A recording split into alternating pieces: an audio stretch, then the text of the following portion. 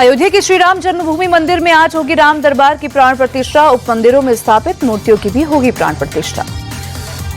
CM योगी होंगे राम दरबार के प्राण प्रतिष्ठा समारोह के मुख्य अतिथि। प्राण प्रतिष्ठा के लिए श्री राम जन्मभूमि मंदिर को सजाया गया। रंग बिरंगी रोशनी से जगमगाया मंदिर। बेंगलुरु के चिन्नास्वामी स्टेडियम के बाहर का आया वीडियो। भगदड़ वाली जगह पर लगा जूते चप्पलों का अंबार। सीएम सिद्धरामैया ने हादसे की न्यायिक जांच के दिए आदेश। 15 दिन में मांगे रिपोर्ट। मारे गए लोगों के परिवार को 10-10 लाख रुपए के मुआवजे का ऐलान किया। कर्नाटक के सीएम सिद्धरामैया ने क्रिकेट संघ पर फोड़ा ठिकरा। कहा, चिन्नास्वामी स्टेडियम क्रिकेट संघ का है। किसी को उम्मीद नहीं थी कि 2 से 3 लाख से ज्यादा लोग स्टेडियम में आ जाएंगे। सीएम सिद्धरामैया ने हादसे की मासूम से की तुलना। कहा, कुंभ मेले में हुई भगदड़ में लोगों की मौत हुई, लेकिन मैंने उस वक्त कोई टिप्पणी नहीं की। सीएम सिद्धरामैया ने बीजेपी पर साधा निशाना। कहा, मैं इस घटना को डिफेंड नहीं करना चाहता, लेकिन बीजेपी हादसे पर राजनीति कर रही है। सीएम सिद्धरामैया ने अस्पताल में जाकर घायलों से की मुलाकात। पीड़ित परिवारों को हर संभव मदद और घायलों के फ्री इलाज का भरोसा दिया। डिप्टी सीएम डीके शिव कुमार बोले, हादसे के लिए पुलिस दोषी नहीं, उम्मीद से ज्यादा भीड़ आने के चलते हादसा हुआ। उपराष्ट्रपति जगदीप धनखड़ ने बेंगलुरु हादसे पर जताया दुख। ट्वीट कर पीड़ित परिवारों के प्रति संवेदना जताई। घायलों के जल्द स्वस्थ होने की भी कामना की। पीएम मोदी ने हादसे में मारे गए लोगों के परिवार के प्रति जताई संवेदना। घायलों के जल्द रिकवर होने की कामना की। राहुल गांधी ने भी बेंगलुरु हादसे को बताया दर्दनाक। कहा, कर्नाटक सरकार पीड़ितों की हर संभव मदद करे। कांग्रेस चीफ मल्लिकार्जुन खड़गे ने हादसे पर जताया दुख। राज्य सरकार से सेफ्टी प्रोटोकॉल की समीक्षा करने को कहा। बीजेपी ने कांग्रेस सरकार को घेरा। प्रहलाद जोशी बोले, बदइंतजामी की वजह से भगदड़। कांग्रेस सरकार ने कोई प्लानिंग नहीं की थी। कर्नाटक बीजेपी अध्यक्ष बीवाई विजयेंद्र बोरिंग और लेडी कर्जन अस्पताल पहुंचे। भगदड़ में घायल हुए लोगों से मुलाकात की। घायलों से मिलने के बाद बीवाई विजयेंद्र का अटैक। कहा, भगदड़ के लिए राज्य सरकार जिम्मेदार।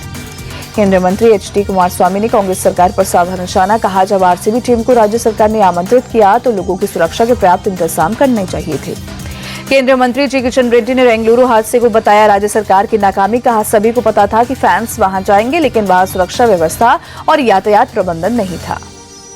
आईपीएल चेयरमैन अरुण धूमल ने हादसे को बताया दुर्भाग्यपूर्ण। कहा, हमें इस आयोजन की कोई जानकारी नहीं थी। भविष्य में ऐसे आयोजन की योजना बनती है तो उचित इंतजाम होना चाहिए। शशि थरूर ने वॉशिंगटन से पाकिस्तान को दी चेतावनी। कहा, जब तक पाकिस्तान आतंकवाद की भाषा का इस्तेमाल करेगा, हम ताकत की भाषा का इस्तेमाल करेंगे। शशि थरूर ने राहुल गांधी के सरेंडर वाले बयान पर भी दिया भरोसा और जवाब। कहा, हमें किसी तीसरे पक्ष की जरूरत नहीं। हमने अमेरिका को बता दिया था, जैसे ही पाकिस्तान रुकेगा हम रुकने के लिए तैयार हैं। शशि थरूर ने वॉशिंगटन के प्रेस क्लब में कहा, पाकिस्तान ने गैर जिम्मेदाराना तरीके से नागरिक क्षेत्र पर हमला किया, जिसका हमें जवाब देना ही था। डीएचएमओ ने युद्ध बंद करने की अपील की तो हमने इसे बंद भी कर दिया। शशि थरूर ने ऑपरेशन सिंदूर को एक शानदार नाम बताया। कहा, ये संयोग नहीं है कि सिंदूर का रंग लाल है, जो खून के रंग से दूर नहीं है। हिंदी में कहते हैं, खून का बदला खून, और यहाँ सिंदूर का बदला खून था। शशि थरूर ने कहा, पहलगाम हमले में महिलाओं के माथे का सिंदूर मिटा दिया गया था और हम सिंदूर मिटाने की उसी भयावह घटना का बदला लेना चाहते हैं। अमेरिका की विदेश मामलों की समिति के साथ मीटिंग के बाद बोले शशि थरूर। कहा, आतंकवादी हमलों की निंदा करने और भारत के आत्मरक्षा के अधिकार की रक्षा करने के दौरान समर्थन के लिए आभारी हैं। बिलावल भुट्टो के शांति डेलीगेशन के बयान पर तेजस्वी सूर्य का पलटवार। कहा, उनका खुद को शांति डेलीगेशन बताना ऐसा है जैसे शैतान धर्म ग्रंथ का हवाला दे रहा है। एआईएमआईएम चीफ ओवैसी ने राहुल गांधी के सरेंडर वाले बयान से किया किनारा। कहा, राहुल को कैसे समझाना है ये कांग्रेस के नेता सोचे। मैं तो संसद सत्र में पहलगाम हमले और सीजफायर पर सवाल जरूर करूंगा।